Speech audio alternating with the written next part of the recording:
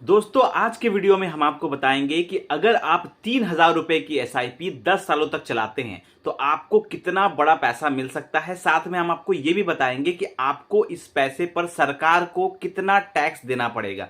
तो दोनों ही चीज हम आपको विथ कैलकुलेशन करके दिखाएंगे। तो चलिए सबसे पहले हम देखते हैं कि आपका टोटल डिपॉजिट अमाउंट कितना होगा। मतलब अगर आप 3,000 रुपए की एसआईपी 10 सालों तक करते हैं तो आपके पॉकेट से कितना पैसा जाएगा। तो पहले हम ये देख लेते हैं। तो आपका जो टोटल डिपॉजिट अमाउंट हो रहा है वो निकल कर आ रहा है 3,60,000 रुपए। मतलब अगर आप 3,000 रुपए की एसआईपी 10 सालों तक करते हैं हर महीना तो आपके पॉकेट से इन्वेस्टमेंट जो होगा वो होगा 3,60,000 रुपए। अब हम देखते हैं आपको प्रॉफिट कितना मिलेगा, आप कितना रिटर्न्स बना सकते हैं।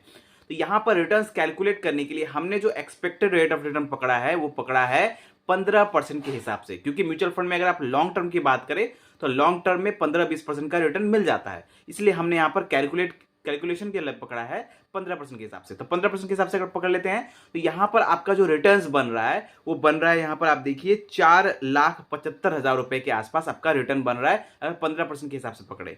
तो आपका डिपॉजिट अमाउंट 3,60,000 रुपए का, उसके ऊपर रिटर्न्स हो गया 4,75,000 रुपए। अब हम देखते हैं कि आपको फाइनल वैल्यू कितना मिलेगा, जो एक्चुअल वैल्यू होगा वो कितना मिलेगा आपको। तो अगर रिटर्न्स और डिपॉजिट अमाउंट दोनों को जोड़ दिया जाए तो वो होता है आपका फाइनल वैल्यू जो आपको मिलता है। तो वो निकल कर आ रहा है 8,35,000 रुपए के आसपास आपका फाइनल वैल्यू निकल कर आ रहा है। तो मतलब अगर आप 3,000 रुपए की एसआईपी अगर आप 10 सालों तक चलाते हैं और अगर 15% का रेट ऑफ रिटर्न मिल जाता है तो आपको जो एक्चुअल फाइनल वैल्यू मिलेगा वो मिलेगा 8,35,000 रुपए। अब मेन बात आती है इस पे आपको सरकार को कितना टैक्स देना पड़ेगा। तो दोस्तों म्यूचुअल फंड में दो टाइप के टैक्स लगते हैं। एक लगता है long term capital gain tax जो कि 12.5% का होता है। दूसरा होता है short term capital gain tax जो कि 20% का होता है। अब यहां पर short term capital gain tax अगर आप एक साल के अंदर म्यूचुअल फंड बेच देते हैं तो आपको 20% का टैक्स लगता है।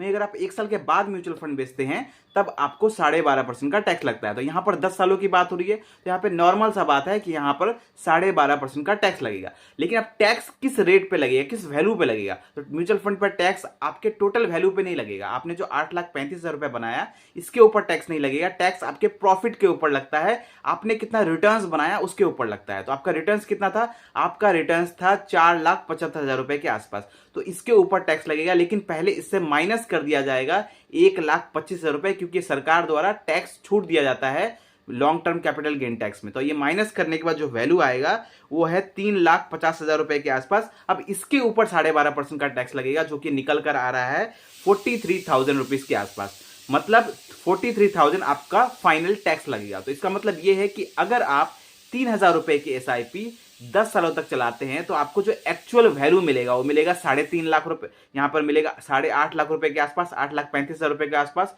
और आपको जो सरकार को टैक्स देना पड़ेगा वो देना पड़ेगा 43,000 रुपीज के आसपास। तो आई होप आपका सारा कंफ्यूजन दूर हो गया होगा। कोई भी मन में अगर डाउट है, कोई क्वेश्चन है तो कमेंट करें।